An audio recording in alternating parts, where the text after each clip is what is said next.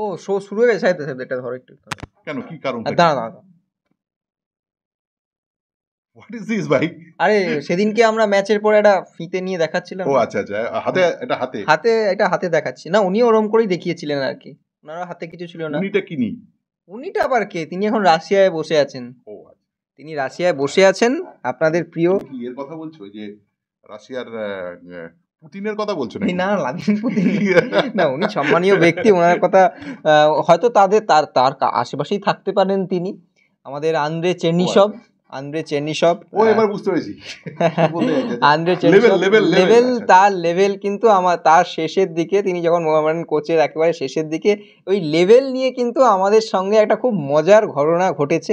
প্রথমত আমাদের সব্যসাচীর সঙ্গে হয়েছিল, তারপরে আমার সঙ্গেও একদিন হয়েছিল, এবং প্রশ্ন করাতে তিনি আমাদেরকে কার্যত বলেন হোয়াট ইজ আইএসএল, আপনারা আমার কথার ভুল ব্যাখ্যা করেছেন। যাই হোক, তার প্রসঙ্গ টানছি তার কারণ সাইডটা গতকাল একটা আমরা আলোচনা যেটা করেছিলাম যে মেরাজউদ্দিন ওয়াডু এবং আন্দ্রে চেরনিসভ, এই দুজনের বিষয় নিয়ে আমরা আজকে কথা বলবো। রবির শোতে আমরা গতকাল বলেছিলাম।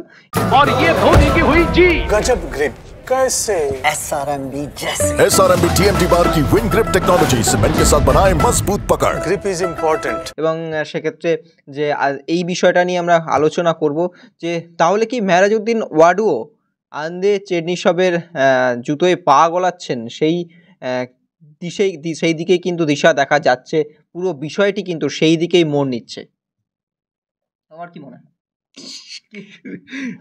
এমন করো না তোমরা, এক্সট্রা টক করে আসে এটা ভাই, এটা কি আমাদের প্রোগ্রামটার নাম কি জানো? এটা ফুটবল। ও এটা ফুটবল এক্সট্রা, সরি, মানে এক্সট্রা ইজ কমন হিয়ার। চলো, তোমার প্রশ্নের বিষয়বস্তু হচ্ছে মেরাজউদ্দিন ওয়াডু আর আন্দ্রে চেরনিসভ। আন্দ্রে চেরনিসভ যেখানে শুরু করলেন সেখান থেকে কি শেষ করলেন, বা সেই একই বক্তব্যে কি যাচ্ছেন মেরাজউদ্দিন ওয়াডু? হ্যাঁ, রবি হাসদার বক্তব্যে তো তাই, রবি হাসদা নিয়ে দুজনের তো তাই বক্তব্য, এবং রেজাল্ট যদি দেখো দুজনের তো একই।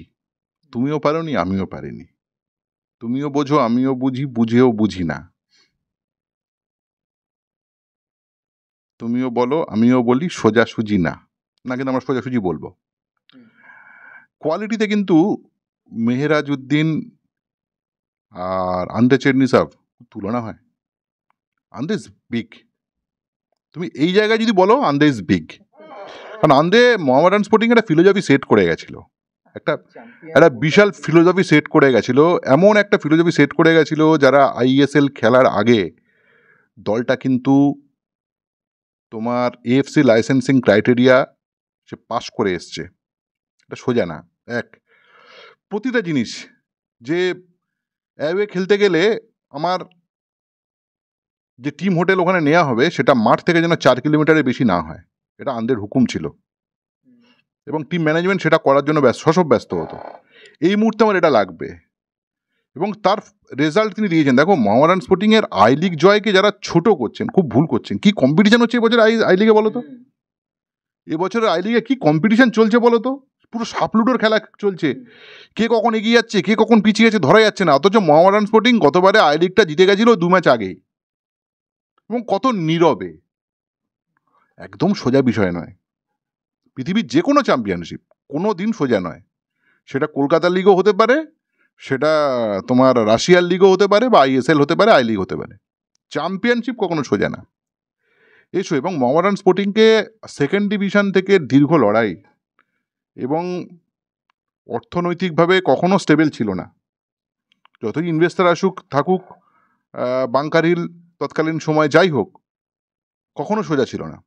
আন্দ্রে চেরনিসভের একটা বিশাল বড় ভূমিকা আছে দলের ভেতরে, শৃঙ্খলা, আইন, একটা অন্তত একটা গার্জেন যার বক্তব্য শোনা, যে বিষয়টা আন্দ্রে চেরনিসভ দিয়েছিল। সমর্থকদের একটা অংশ বারবার বলছিল যে যখন 4টে ম্যাচের মধ্যে একটা জিতলো আর 3টে ড্র করলো মোহামেডান, ব্যাঙ্গালোরকে হারালো, সেকেন্ড লেগটা যখন শুরু হওয়ার পর, এই তো মেয়েরাজ এসছে তাই ডিফেন্সটা খুব স্ট্রং হয়েছে। আরে ভাই, সব কি? দেখো, গোটা পৃথিবীর ফুটবল সমর্থকরা একরকম খেলা বোঝে, মোহামেডান স্পোর্টিং এর ফুটবল সমর্থক আর এক রকম খেলা বোঝে। হাসিও লাগবে তোমার। এখন কথা হচ্ছে মেহরাজউদ্দিন ওয়াডু তো বড় ডিফেন্ডার ছিল, তা মেহরাজউদ্দিন ওয়াডু ডিফেন্স ঠিক করবে অন্য কোচের সময়? এখন তিনি যখন কোচ হলেন তার ডিফেন্স ঠিক হচ্ছে না কেন? 4 ম্যাচে 1 পয়েন্টের কথা বাদ দাও, 4 ম্যাচে 12 গোল। আন্দ্রে চেটনিসাব এইভাবে হারতো না। আন্দ্রে চেটনিসাবের সঙ্গে খেলার কি ফারাক আছে? চলো আমি তোমাদের এবার সায়েন্সটা বলছি।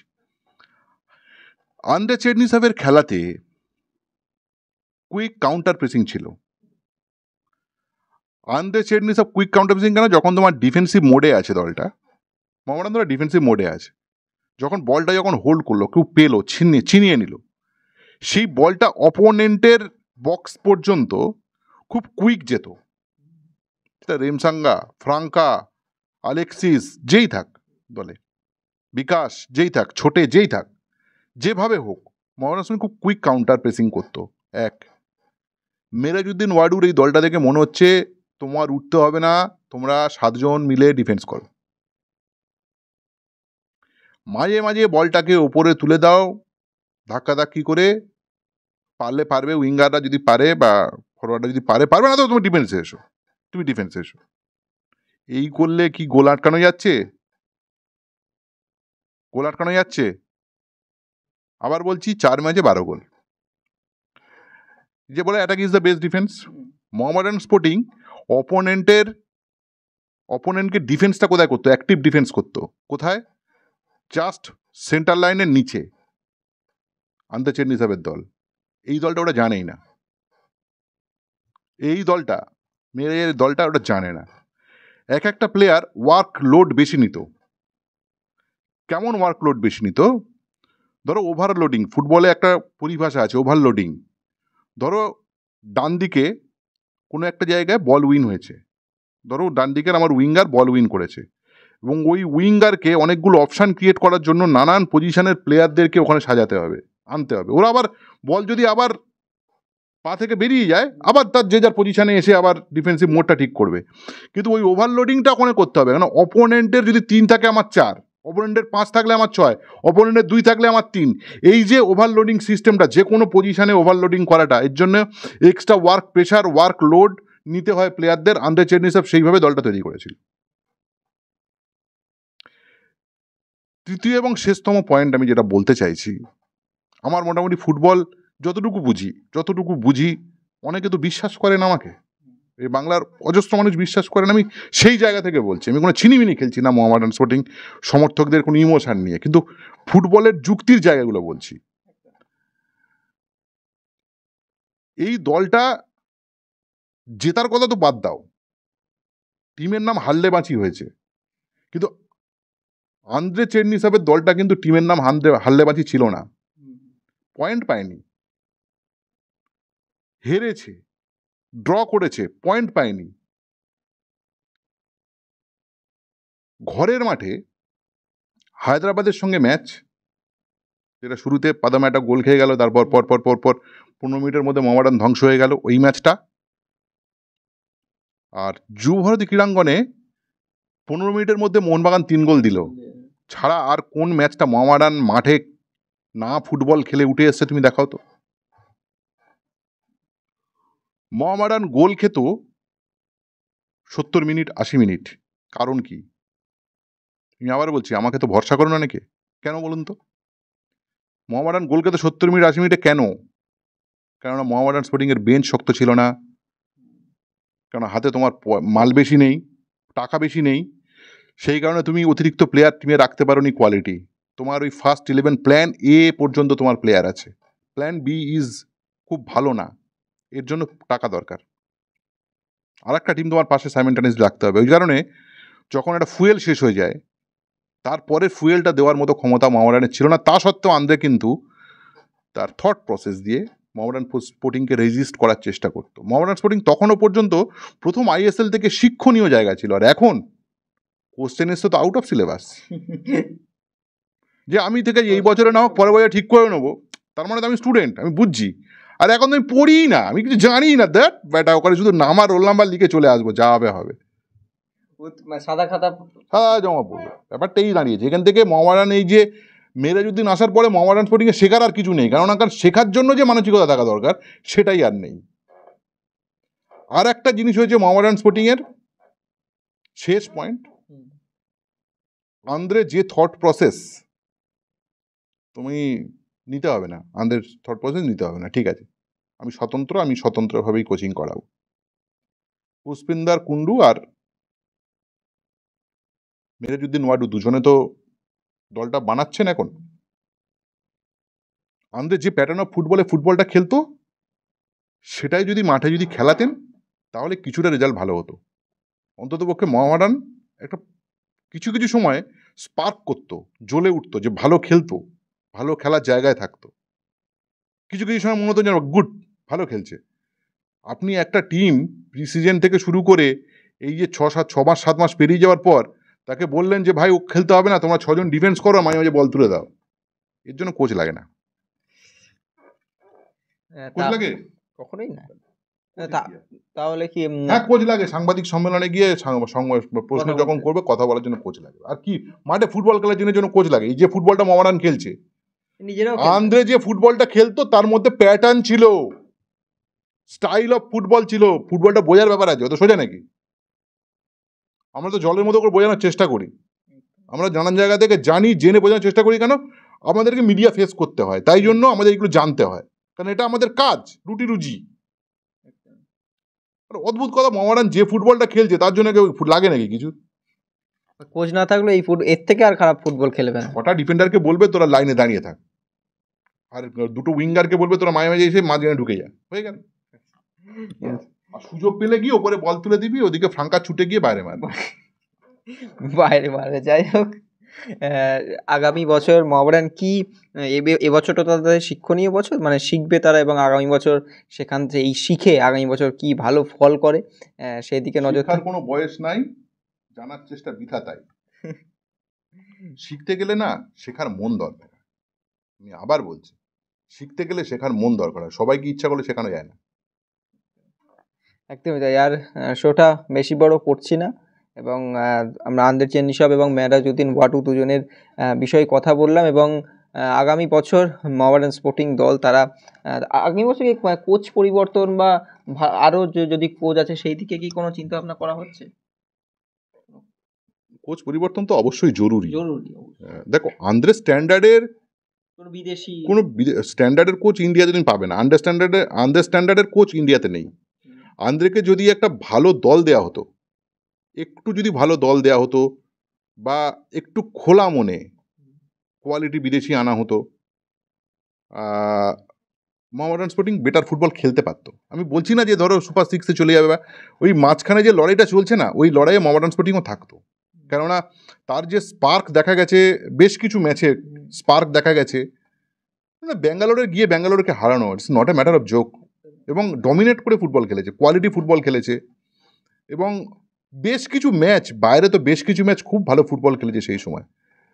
রেজাল্ট হয়তো তার মনের মতো হয়নি, বাট মোহামেডান স্পোর্টিং অনেক পয়েন্ট কিন্তু ফেলে এসছে, এবং সেই ফেলে আসার কারণ হচ্ছে প্ল্যান সি তার খুব স্ট্রং ছিল না।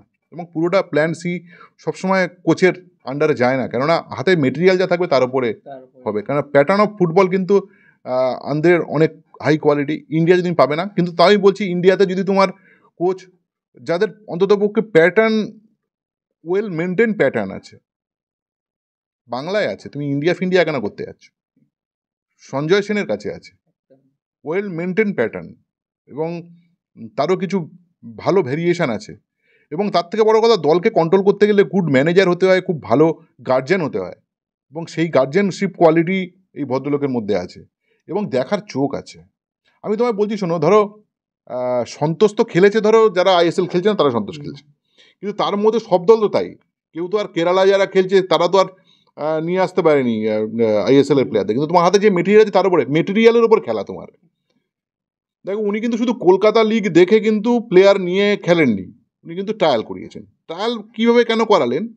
ট্রায়ালটা কেন করালেন? যে আমার প্যাটার্ন অফ প্লের সঙ্গে কে কে যাচ্ছে, কে কে ম্যাচ করছে, চলো এটা আমার প্ল্যান এ, চলো এটা আমার প্ল্যান বি। আমি প্রপার যখন কাউন্টার প্রেসিং করবো, তাহলে আমার সেক্ষেত্রে আমার প্ল্যান কী কী থাকবে, কোন কোন প্লেয়ার থাকবে। তুমি যদি সন্তোষের টিমটাকে আমার সামনে এনে দাও, আমি তো প্লেয়ারদের মোটামুটি নারী নক্ষত্র চিনি, এরকম টিপে বলে দেবো এরম নয়, আমি মোটামুটি চিনি কোন পজিশন। রবিলাল মান্ডির সঙ্গে রুহুল কুদ্দুস পুরকাইতের দুজনই তো ফুল ব্যাক, দুজনই তো লেফট ব্যাক, দুজন কেন কোন পজিশনে, দল কোন অবস্থায় থাকলে রুহুল আর কোন অবস্থায় থাকলে রবিলাল মান্ডি, এটা তো ফুটবলটা একটু বুঝতে হবে তোমাকে। এই তো প্যাটার্ন, এই প্যাটার্ন অফ প্লেটা তো মোহনবাগানকে আই লিগ দেওয়া ওই বঙ্গ সন্তান জানেন। এটাই তো plan B, somehow plan C, কোন প্লেয়ারকে কখন কিভাবে ব্যবহার করব। আমি তো একটা পজিশন নিয়ে বলছি, প্রতিটা পজিশনে এই দেখাটা আমি তো গোটা ইন্ডিয়ায়, মোহামেডান তো শুধুমাত্র বাংলা থেকে টিম বানাবে না, গোটা ইন্ডিয়া থেকে টিম বানাবে। আমি আবার বলছি, আমি কোনোদিনও আগের দিন শো করেছি, আমি কোনোদিনও প্রাদেশিক সাম্প্রদায়িক নই, কিন্তু ওই কোণঠাসা হয়ে যাওয়া মোহিত তোমার ইসরাফিল দাওয়ান আর আমাদের রবি হাঁসদা, এটা সহ্য হয় না, জাস্ট সহ্য হয় না। তোমার কোয়ালিটিটাকে সম্মান দাও, সেটা কিন্তু সঞ্জয় দার মধ্যে আছে।